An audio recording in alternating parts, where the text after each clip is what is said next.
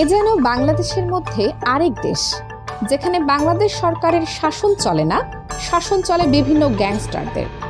তাই বহু বছর ধরেই এই জায়গাটিকে অনেকে বলে আসছেন দেশের মধ্যে আরেক দেশ। জায়গাটির নাম জঙ্গল সলিমপুর।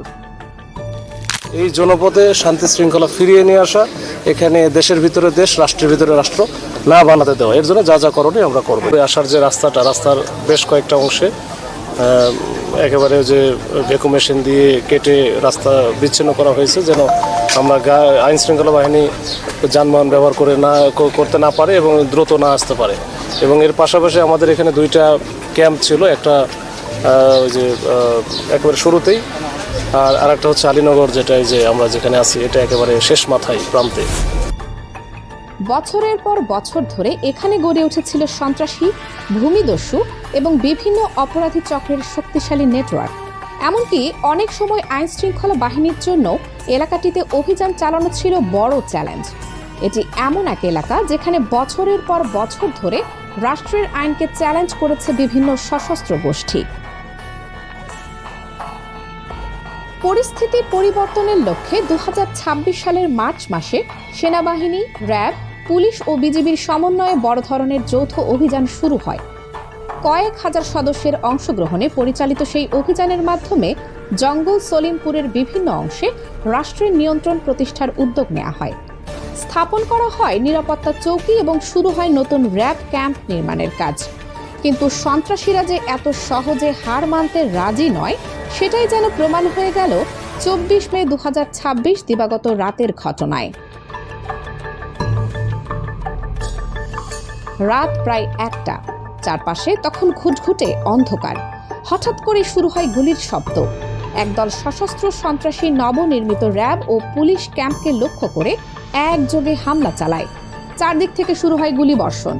শুধু গুলি করেই থেমে থাকেনি তারা, বুলডোজার নিয়ে এসে ক্যাম্পের দেয়াল গুঁড়িয়ে দিয়েছে, নতুন ক্যাম্পের অবকাঠামো ভেঙে ফেলার চেষ্টা করেছে।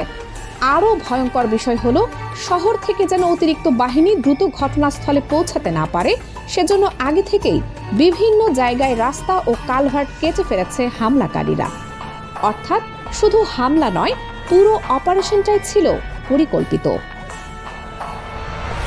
তো এইখানেই মূলত আমাদের নতুন একটা অস্থায়ী ক্যাম্প হচ্ছিল, ওটা নির্মাণাধীন ছিল, আমাদের ফোর্স এখনও ওঠে নাই। তো এখানে যেহেতু আমাদের স্কুলে, এখানে আলীনগর স্কুলে র্যাব, পুলিশ, এপিবিএন বা আরআরএফ সবাই ছিল, তো এইখানে তারা টার্গেট করেছিল যে আমাদের ওই নতুন যে ক্যাম্পটা, এই ক্যাম্পটা যেন ওইখানে আমরা না করতে পারি। তো উদ্দেশ্য ওটাই ছিল, ওইটার উদ্দেশ্য থাকার ওই কারণেই ওইটা ইমপ্লিমেন্ট করার কারণে তারা কিন্তু আমাদের এইখান থেকে যেন কেউ না ফোর্স বের হতে পারে, তাদেরকে আটকায় রাখা আর কি। তো এইটার ক্ষেত্রে এখান থেকে অস্ত্র ব্যবহার করেছে, বিশেষ করে আমাদের শর্টগান, চাইনিজ রাইফেল বা গ্যাস গানও ব্যবহার করা হয়েছে। সব মিলে 104 রাউন্ড আমাদের পুলিশের পক্ষ থেকে ব্যবহার করা হয়েছে, মানে শক্তভাবে প্রতিরোধ করা হয়েছে, যার কারণে তারা কিন্তু এখানে ঢুকতে পারে নাই বা কোনো ধরনের ক্যাজুয়ালিটি ওইভাবে আমাদের হয় নাই। এই হচ্ছে অবস্থা। আর ক্যাম্পের কিছু অংশ দেওয়াল তারা এক্সকাভেটর মেশিন দিয়ে ভেঙে ফেলে। তো এটা আমরা যে আমাদের চট্টগ্রাম রেঞ্জের মাননীয় ডিআইজি স্যারও এখানে ভিজিট করেছে, আমরা এসেছি রাতেই, তখন আমরা আসলে সরাসরি আসতে পারিনি, আমরা হেঁটে এসেছি। তো এখন পর্যন্ত ওই ঘটনা বাদ দিয়ে মোটামুটি এখন পর্যন্ত এখানে তারা এই ঘটনা ঘটার পরপরই ওই রাত্রে শেষ রাতের দিকে, বিশেষ করে 4টা-5টার দিকে তারা কিন্তু এখান থেকে চলে যায়। তারা ওই যেহেতু পাহাড় আছে এখানে, পাহাড়ের ওইদিকে চলে যায়। সন্ত্রাসীদের প্রতি আপনাদের বড় এটা তাদের ইন্টারেস্টের জায়গা, স্বার্থের জায়গা, এখানে কোটি কোটি টাকার বিষয়। যেমন এইগুলো, এই সাম্রাজ্য যখন তারা হাতছাড়া হয়ে যাচ্ছে, তো এই হাতছাড়া হওয়ার আগে তারা একটু ঝাঁকুনি দিবে, এটাই স্বাভাবিক। তো যতই ঝাঁকুনি দেখ, আসলে আমরা চেষ্টা করব, আমাদের আইন শৃঙ্খলা বাহিনী এখানে অবস্থান করতেছে, সামনে আরও অবস্থান করবে, আর হয়তো বেশি পরিমাণে আমরা রাখবো, স্যাররা যেভাবে সিদ্ধান্ত দিবে। তো এই হচ্ছে অবস্থা, আমাদের কোনো পিছুপা বা পিছানোর কোনো সুযোগ নাই। ইয়াসিন এবং রোকন দুজনকে আসলে আপনারা আটক করতে পারবেন, সে যেই হোক, এখন ইয়াসিন না রোকন বা কারা কি, আমরা এর পিছনে কারা আছে সকলকেই আমরা শনাক্ত করার বা আইডেন্টিফাই করার চেষ্টা করব, করে তাদেরকে আইনের আওতায় নিয়ে আসার আমরা চেষ্টা করব। সবাই একেবারে আমাদের যত আইন শৃঙ্খলা বাহিনী আছে, আমাদের মূল উদ্দেশ্যই হচ্ছে এই জঙ্গল সলিমপুরে আইন শৃঙ্খলা রক্ষা করা, এই জনপদে শান্তি শৃঙ্খলা ফিরিয়ে নিয়ে আসা, এখানে দেশের ভিতরে দেশ, রাষ্ট্রের ভিতরে রাষ্ট্র না বানাতে দেওয়া। এর জন্য যা যা করণীয় আমরা করব। একদিকে গুলি আর অন্যদিকে ভাঙচুর, তার পাশাপাশি সাহায্য আসার পথও বন্ধ করে দেওয়া। এভাবেই রাতভর চলতে থাকে চরম উত্তেজনা।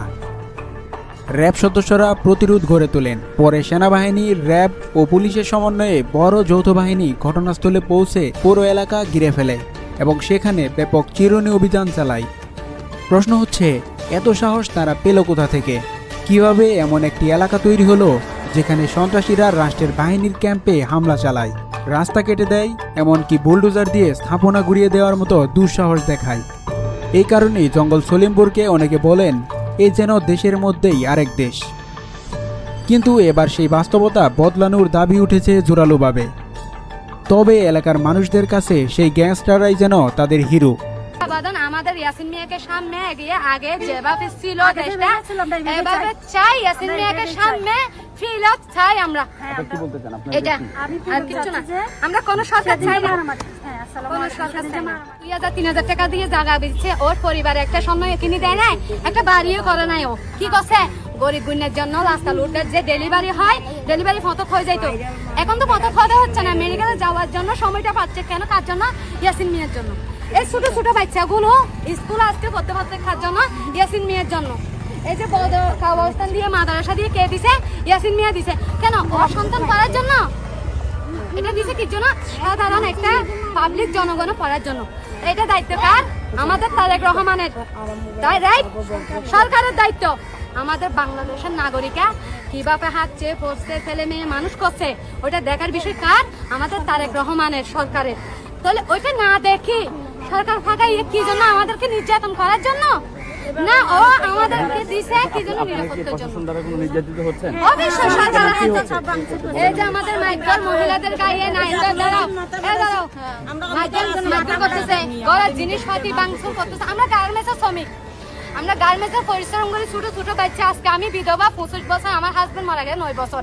তাহলে 25 বছর আমরা এখানে শিকার হইতাম না? যদি আমরা যদি ইয়াসিন মিয়া যদি গুন্ডা সন্ত্রাস যদি হইতো, তাহলে আমরা বিধবা হয়ে যদি আমরা সন্ত্রাসে আমরা এমন জীবন কি এখানে নষ্ট করতেছি? সন্ত্রাস আসিয়ে কি দর্শন করতে পারে না? তাহলে সরকার আসিয়ে কেন আমরা নির্যাতনের শিকার হয়েছি? সরকারের প্রতি আপনাদের আহ্বানটা কি? আমরা সরকারের কাছে আবেদন আমাদের ইয়াসিন মিয়াকে সামনে এগিয়ে আগে যেভাবে ছিল দেশটা এভাবে চাই, ইয়াসিন মিয়াকে সামনে ফিরত চাই আমরা। এটা আর কিছু না, আমরা কোন সরকার চাই না। সরকারের কাছে আপনাদের দাবিটা কি? স্বরাষ্ট্রমন্ত্রী তো বলছে যে এখানে নিরাপত্তা দেওয়া হবে, কোনো উচ্ছেদ করা হবে না। আপনাদেরকে দাবিটা কি?